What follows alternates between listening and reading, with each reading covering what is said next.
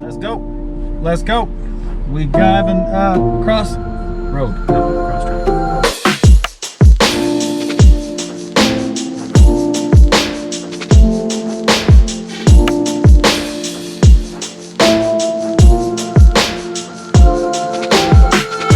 Alright, Internet World, today we bring you the 2020 Atlas Cross Sport. This vehicle was brought to you by Dalmar Motors right here in London, Ontario. This is the most loaded cross sport one can buy, and in today's economic times, this car can actually appeal to segments that you wouldn't normally think of, like the Urus and the Q8. Why you say that? Well, let me tell you something. The stock market's just plummeted, and we're down 50%. Now, I bet you those people that own those cars are thinking in their mind, do I really need to have a Urus or a Q8? Maybe I should look at something different, or something almost exactly the same, the Cross Sport. Alright, so in terms of performance, obviously the comments are going to go crazy and say, well, they're not exactly the same truck. The Urus, for sure, obviously not. The Urus will blow the doors in terms of acceleration compared to this. But the Q8, not so much. The Q8 only has 59 horsepower more, and Q8 drivers will tell you it's not as fast as they expected. So another feature that the older brothers don't have, one, is they're twice the cost, and secondly, they don't have remote start. And Audi drivers really want remote start. So your really other option is a Cross Sport. In the engine compartment, we have a lot of room. So I watched all the other guys' videos about the Cross Sport, and one of the main reasons I decided to do this car was because Doug DeMoro and the Straight Pipes have not done a review on this car yet, so they're missing out. So all Atlas Cross Sports have the 4Motion in North America. They have an 8-speed automatic transmission and available in 2 engines. The 4-cylinder that makes 235 horsepower and 258 foot-pounds of torque, as well as the 6-cylinder that this version has, 3.6, 276 horsepower, and 266 foot-pounds of torque. The reality is with these vehicles, you find they've kind of gone away from making heavy horsepower vehicles. They just make fuel-efficient vehicles that are big, that can fit the whole family, that's theoretically bulletproof, that's affordable, and that works with everybody's budget. All right, so in the exterior of this car, this R-Line version has 21-inch wheels. It's got matching side skirts. But not only that, there's a couple of Audi pieces on here that don't normally meet the eye. One of them, the door handles, Audi. The roof rails, Audi. The camera underneath, Audi. But here's some Volkswagen and some Audi mixed in one. Volkswagen. Inside, wheel arch panel, plastic, Volkswagen. Rear, carpet, Audi. On the rear of the vehicle is really what sets the difference between the Atlas and the Cross Sport apart. It's essentially an Atlas with the exception of the rear hatch that dips down. They're making hatchback versions of cars, and now they're making hatchback vehicles of SUVs. It first started off with the X6. That's how it started, and here we are today. All right, so one of the things Volkswagen did with this vehicle is introduce the IQ light system.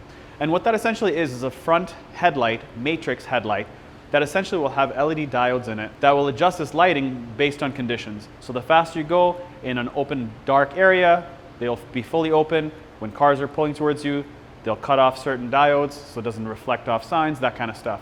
There's lots of videos online you can find. But one of the things I'm disappointed in that lighting is that they actually do put IQ lighting on the back taillights, but they don't give you any sort of dynamic range taillights that the other bigger brothers do have. I really like the back end of this Cross Sport. They actually do put a lot of nice pieces together. I like the way this Atlas is finished. This brand new Volkswagen sign that they're using, the VW has changed a little bit, so all the VW guys know. And I like how they blend the trailer hitch into the back bumper.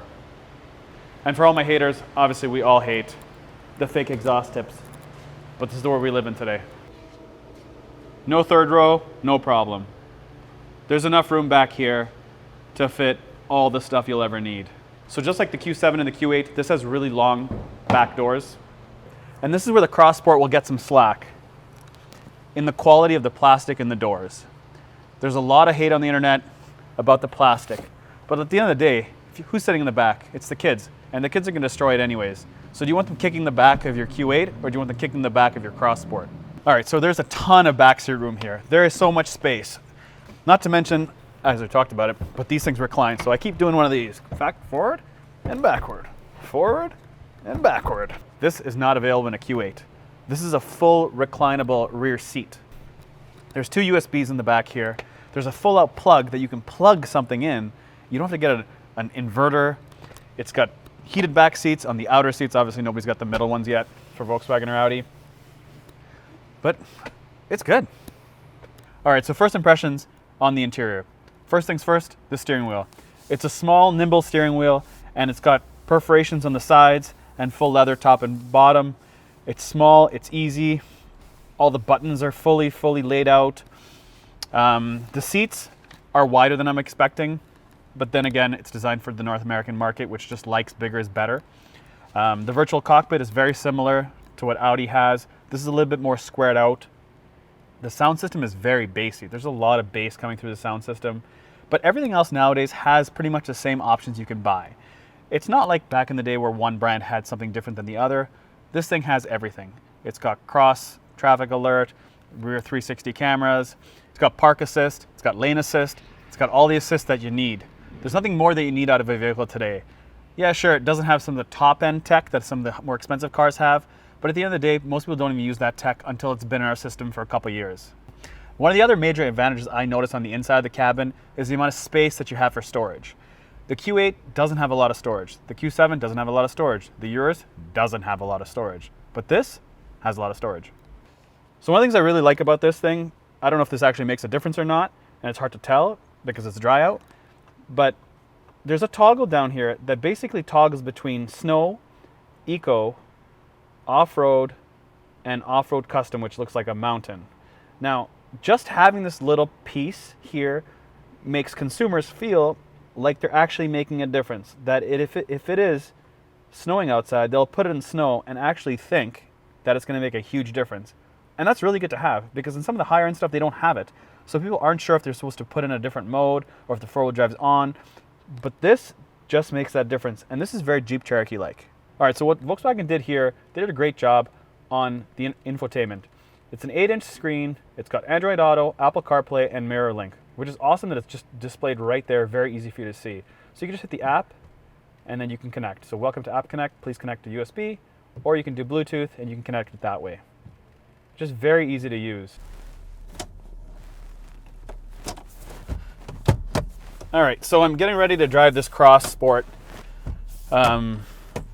And the steering tilt and telescopic works very well. One actually thing I noticed, this actually has 3 memory seat on the driver's side. See on the passenger side, nope, doesn't have anything on the passenger side, but 3 on the driver's side. It's got everything else is pretty typical. It's just that the buttons are just obviously not as good as the Audis, but it's got everything else. All right.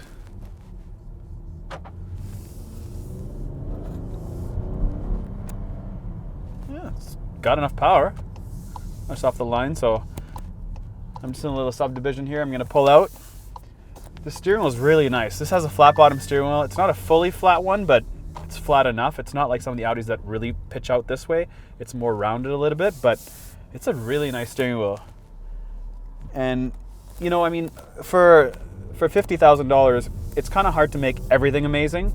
So every manufacturer has to basically pick what's important to them to make nice.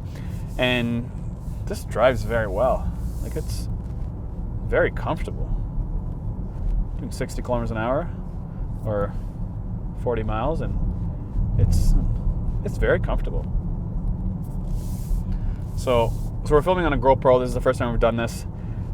With the virus going around now, I can't have my partner in crime videotaping me, so we're trying to the GoPro, so hopefully this turns out well.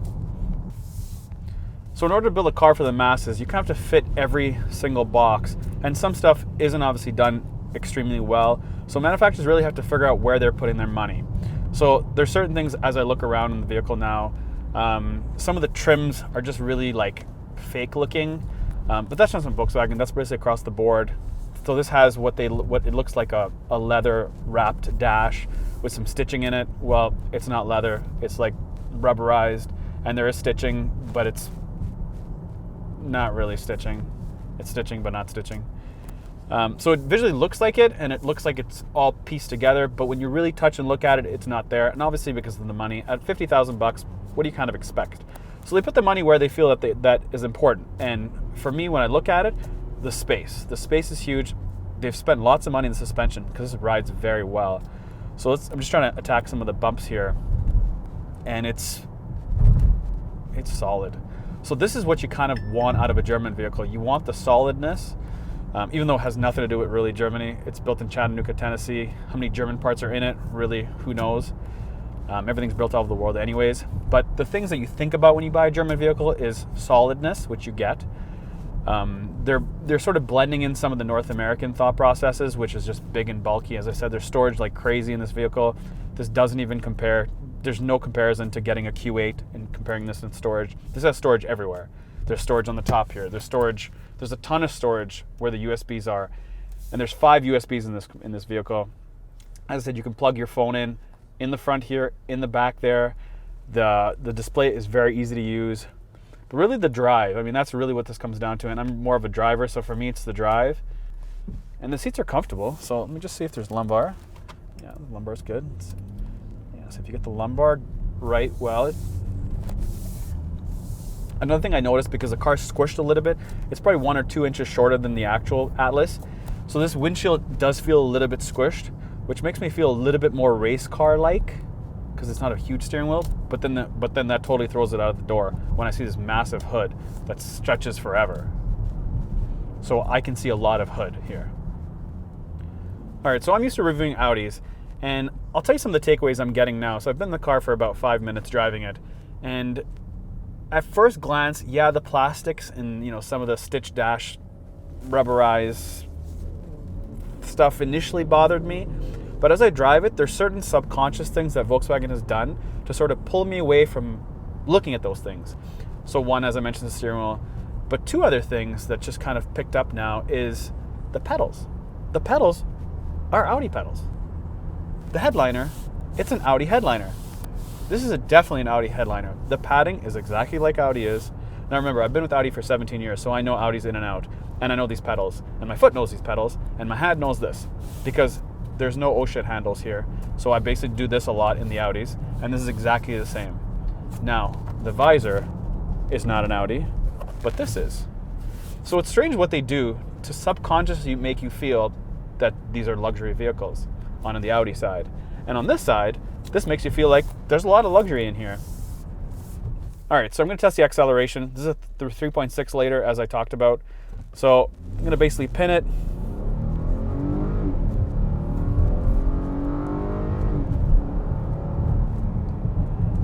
I wouldn't say it's totally underwhelming. It is still a big vehicle, and it's still fast enough to get you from A to B. And I think about safety. I mean, with this bulk this vehicle has, I would think safety is kind of important. It's got enough pep. I mean, this is a 3.6, so I haven't driven the 4-cylinder. When I was going online, there's a lot of reviews about the 4-cylinder not being fast enough. But really, in today's world, what is fast enough? I mean, you can't really drive fast anywhere you go. And no, you're not buying this to go fast. You're buying this for size, space, the kids to kill it in the back and destroy it, essentially. All right, so we're stuck at a traffic light here, and I'm gonna figure out how much power I need to get off the line and actually move and how it reacts. Yeah. It's quiet at idle. Can't hear the engine. All right, foot to the ground.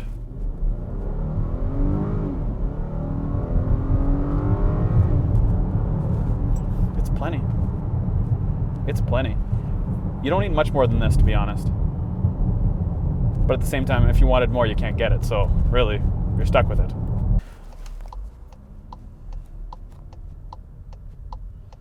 Really good turning radius. So I just did a full 180, and the turning radius is great. I mean, this has better turning radius than the Q7.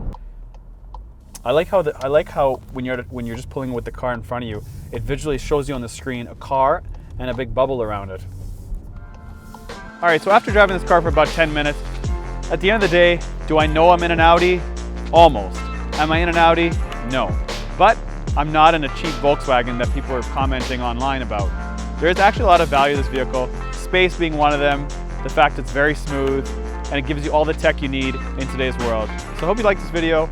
And if you got any comments, obviously as always, bash below.